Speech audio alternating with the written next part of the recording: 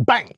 Needs Knives, I'm Jared, and today we're gonna sharpen up some knives, but it's also somewhat of a review. I figured I might as well do these together. We have the Sencut Vornix in 9CR18 MOV steel with black canvas, and micarta, and a satin clip point, trailing point style blade shape. So this blade shape, because of the belly, sometimes is a little difficult for people to sharpen. I'm going to teach you the trick to get it perfect every time. We also have the new Civivi Navo. Now the Civivi Navo is designed by Stop Hell, and I could tell that right when I got it out of the box. It's totally his style.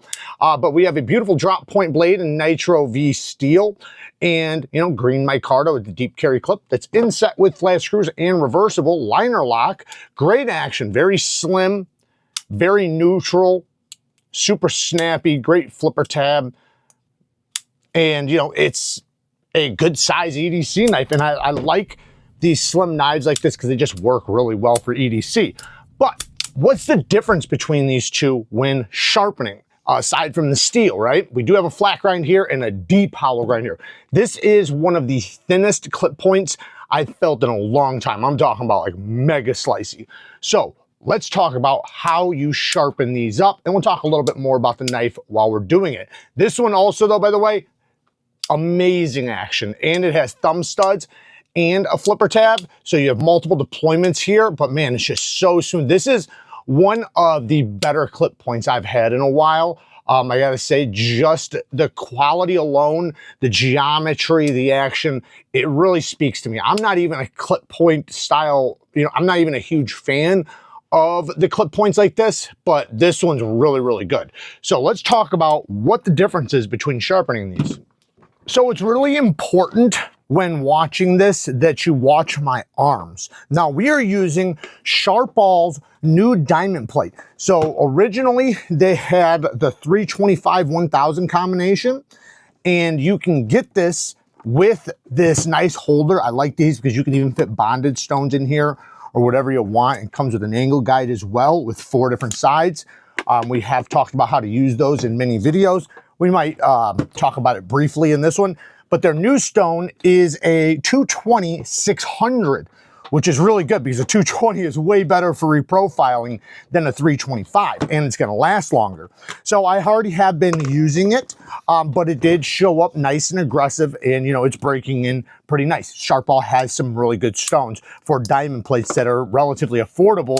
Now, it's still, diamond, so they're still gonna have a little bit more of a price tag than like an aluminum oxide stone, but they cut way faster, way better, and cut the high wear resistant high carbide steel. So this is the difference between these two. So first I'm gonna go over this. I'm just gonna go across the stone really quick and show you something.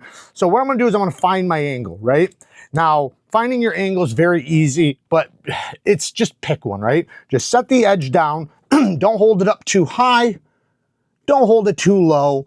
Just find that nice, where it feels like that's about right, because you're replacing the edge bevel anyways, right? You're gonna replace it anyways. The lower you go, so like the closer the spine gets to the stone, the longer it's gonna take you. So just know that. Now, I like to use a reference sometimes, the middle of my thumb. That is almost always a good edge angle for like any knife. I rarely find that it's not.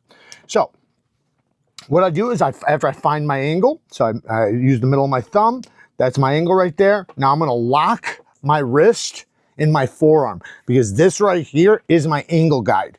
So this is super important that I do not go like this at all, because when you have a blade shape, for an example, we'll take the clip point right now. When I am holding this angle, there's 2 different things happening here. One, I have this angle. The other one is the angle of the blade shape, right? So just picture me going across the stone like this. As I go across the stone, I just lift my elbow to get to the tip, right? Same thing with the drop point. I just lift it up until I get to the tip. But the difference is I have to lift much higher with my elbow with this clip point because the tip is so much higher. if you dip your wrist, which is what a lot of people mess up doing. So as you're going across the stone, instead of lifting your elbow and locking your wrist, people will go across the stone and go like this. So they'll go like this, and what will happen is then you'll notice all through your belly, your bevel is way bigger, right? It's way bigger than the rest of the edge, and it kind of looks weird. Well, that's because when you change anything with your wrist, that is changing the edge angle, right? So you don't want to do that. Yes, it will work. Yes, it will get sharp, but it looks a little weird and it's not proper. So what we do is after we find our angle, we lock our wrist. Let's go back to the drop point. We lock our wrist and we go across the stone, and now I'm just going to lift my elbow until I see the tip hit the stone. If you need to, you can touch it with this finger and feel it hit the stone. And then each time, right when I get to the tip, I'm just going to lift up and I'm going to drop my elbow back down. And now I'm still holding the same angle. How am I still holding the same angle when I've literally lifted off? It's because I'm not moving this. As long as you don't move this, it's the same angle. I can lift it up and walk around if I want to. As long as I don't move my forearm or my wrist, it's going to be the same angle. So as I go across the stone, I lift my elbow until the tip hits. Well, now with the clip point, especially with a trailing point clip point, this is a much higher lift. So watch my elbow. Watch how high I have to lift to get to the tip. It's a lot higher. Now, you'll notice that when I get to the tip, with any shape, you can't go too high either. If you go too high, it will round your tip over, right? So you need to just hit the stone. So as I go across, lifting, bam, right there. You can see how much higher that is than the other stone. So sometimes I might even do a little bit of a lean like this, because remember, it's just my elbow, so I can use my body as long as I don't move this, right? So going across, wham. Then I'll just drop it back down and restart. Drop it back down and restart. Now you can go back and forth like this. If you can maintain that angle, you can do that. The only problem is that a lot of people will convex doing that because you're moving ever so slightly on the way back with your angle. So you got to just use what works for you. If it's easier for you to hold the angle staying on the stone, then do it, because there's nothing wrong with going back and forth. Now, technically, this one, no, it does not have a burr yet. Never mind. So I would keep going until I get a burr. And right now, I can also use my fingertips as a reference when I'm pushing across. So I pick a spot on the blade and I use the same spot each time. And I can use like my middle finger to kind of be a little bit of an angle guide as I go across the stone. And then I just lightly, like my pads and my fingers are just floating across the surface. I'm not grinding them into the stone or anything. And I just continue to lift and drop that elbow until we start seeing the scratch pattern reach the apex. So look at your edge. Look at it really good, because what you're going to notice is that some of the scratches are typically going to start at the top of the bevel. It's typically where you want to start them, because typically the edge angle that comes on the knife is higher than you want. Typically you want to lower the edge angle and make it sharper. So your scratches are going to start at the top of the bevel and work their way down to the apex. So sometimes you might, especially if you're going with a really low angle, you might want to not finish it and then go to the other side before you finish it, just to kind of even them up. Sometimes that's not a big deal. Like on this one, it's really thin, so it's not going to be a big deal. But if it was thicker, I would totally recommend not finishing one side before you go to the other side, and then do half of the other side or all, and then go back to the side you started on. Now I'm going to pinch it, and if I need to do the finger trick, I can match my thumb to my pointer finger like that and find where that spot is that the middle of my thumb is. And I can go like this and then pick the exact same spot on the blade that you did with your thumb, wherever that is. So then match it, and now lock your wrist, do a nice pinch grip and get as close to the blade as you can without obviously, going too crazy, but get a nice pinch all the way up by the blade. It's nice that this has a beautiful plunge grind, by the way. This geometry is so damn good. Beautiful plunge grind, so we don't have to worry about hitting anything or anything getting messed up in the plunge area, and I don't have to worry about going farther on the stone right here, because without a plunge grind, or with a good plunge grind, see how I can go all the way on the stone like that? If it doesn't have that, I have to stop like right there. Otherwise, the stone will hit my plunge grind. So I'm gonna get the grip or find my angle, grip the knife, nice pinch grip, nice comfortable pinch grip. Make sure you're comfortable because you need to be able to repeat this over and over and over. So after I get that, now I'm going to drag it straight towards me, and I'm going to lift my elbow again until the tip touches the stone, and I'm going to feel it because now it's the opposite way. So with this way, I can like see it. With this way, I can't see it as good. So what I'll do is as I'm pulling across the stone, I'll take this finger and I will allow it to touch the tip, and then I can feel. Now, I don't want to pull pressure. If I do, it's very gentle, very little, because otherwise you'll wind up grinding more material off in that area. And then you can just do the kind of the same thing. Oop. You just come across the stone, lift your elbow, then drop it back down. Dang. Don't try to do that though. And repeat. Now remember, don't go up too high, because if you go up too high, you will round the tip over. As soon as that tip touches the stone, that's your edge angle. I should have maybe did it the wrong way just to show you what happens with the belly. I think a lot of you have done it, so you know what I'm talking about because you've seen it. Now, we already have a burr on the opposite side on most of the blade, but we're missing right here. So my scratches from here to here have reached the apex. I can see they've reached it. So I still need to work on the bottom part just a little bit more.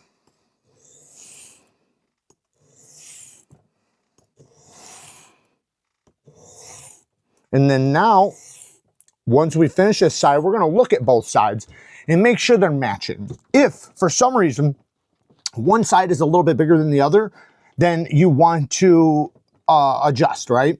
So it typically isn't going to be way off, but if it is, obviously you got to make a big adjustment. And in this case, my bevel is a little bit larger on this side. So what am I going to do? I can either raise this angle more, or I can drop this angle a little bit, or a little bit of both, which is probably what I'll do. So with this one, I was right here. Now I'm just going to raise it up about right there, just a little bit more. That should match the edge angle on the opposite side, or at least be close to it. You don't want to make too big of an adjustment because it's typically a very, very small amount that makes all the difference. And sometimes it's not your fault. Sometimes your angle is fine. It's perfect. It's the grind on the knife. Sometimes it's thicker on one side. So now on this side, I'm going to just finish this side at the same angle since I lifted the other side up a little bit higher. And I'm going to finish this side and see if it matches now, because I'm also going to be removing a little bit more material, so it might match right after that.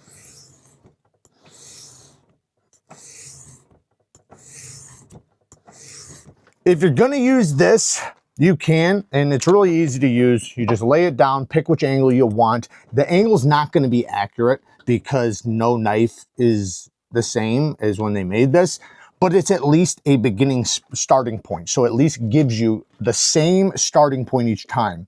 So like if I want to use this angle, I would go like this. I'd slide it down, let it hit, and then hold that angle as I go across while I lift my elbow. If this angle is not low enough and I want to go lower, what I'll do is I'll find a point like the top of the letters of Sharpal right there. I'll take the spine and I'll pick the exact same spot on the blade, like right where the jimping's at, and I will line it up with that. And then that will be my angle, and it'll be a little bit lower, a little bit slicier than what's on here. This does have a magnet, so you know it will stick to the stone a little bit, but we are ready to switch over to the 600 grit with the clip point. And I like to flip my burr over when I switch stones.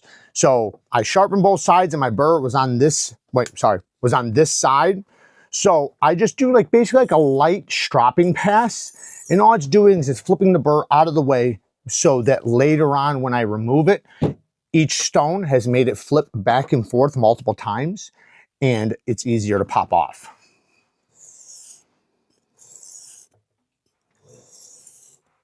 And this will be my finishing stone here. Now I could move over to the 1000 grit, but I don't think it's going to be necessary. 600 grit is a phenomenal edge finish for 9CR18 MOV. In fact, I would say it's one of the best edges or best grits for it. There we go. I'll say this burr feels really good. It's already snapping off. You see that little flake right there on the blade? That's the burr. It popped off and then stuck to the blade. It's crazy. That's awesome. That's really good. They've been doing it long enough that they've gotten really good at it. Okay, so we're going to do this side now. Make sure we're lifting our elbow, getting the entire bevel, and then always look at it. Like, don't just check for a burr because it can be deceiving. Because I've already created a burr from the first stone, I will typically go across the stone one time and have a burr because the burr is just still there from the first stone. So what I want to do is I want to pay attention to my scratch pattern and make sure it's completely replaced from the stone I'm on, or the new scratches are replacing the old ones. So I'm going to finish this side. It's pretty much done. I have reached the apex. Just want to go a little bit longer. And then I'm going to do this side one more time because I can see my angle was not perfect. So I'm going to flip that burr over. Now, this isn't that big of a deal, the burr thing, if you're doing a coarse edge, because typically your next stone is going to develop a brand new burr anyways, or a larger burr, whatever. But it's a nice habit to make so that every time you sharpen, by the time you go to remove the burr, it's a nice fatigued burr ready to pop. Okay, we are good, man. Oh, this edge looks beautiful too. Beautiful, beautiful edge. Okay, so I like to remove my burrs on finer stones, right? So this is a 600 grit. I typically would remove it on like a 1500 or a 3000. I'm gonna grab the 1000 and do it. If you don't have the 1000, you can just use the 600 grit side. Just be more delicate, more gentle. So what I'm gonna do is when we sharpen, we're moving forward or back and forth. When we're removing a burr, everybody does it a little bit differently. I like to do very gentle, no pressure, basically stropping passes, and I might hold my angle just a little bit higher. So if I sharpened right here, I'm gonna remove the burr at like that angle because I'm not putting any pressure so that the stone is not digging into my apex. Remember, we've already created our apex. We're trying to remove that wire right now. So all we need that wire to do is snag the stone. I'm gonna go back and forth just like this. And then after I feel it really fatigued, then I will do some forward passes. And very gentle, I'm not applying any pressure. It's basically just the weight of the knife. And it's not a big deal if you hold your angle just a little bit higher as long as you're not applying any pressure. If you add pressure, then it's gonna affect it. Ooh, yeah, that burr came right off. Now, I'm gonna grab my stroppy stuff.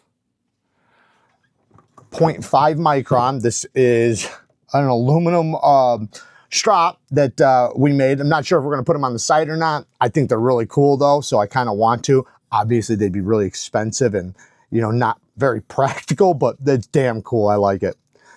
So the stropping compound is a diamond emulsion. It's my favorite emulsion, stroppy stuff. You can find it on the Neve Knife Co. Link down in my description. In fact, you can find all the stuff we're going to be using today down in the description, including the knives and the stones. Okay. Woo!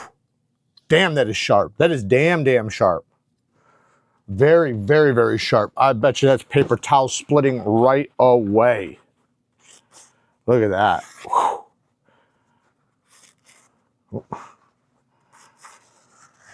Swirling. Yeah, that's very, very sharp. Very, very, very sharp. And again, the Civivi is going to be the same way. You're going to just lock your wrist and lift your arm. It's just going to be a little bit easier because you don't have to lift it up as high.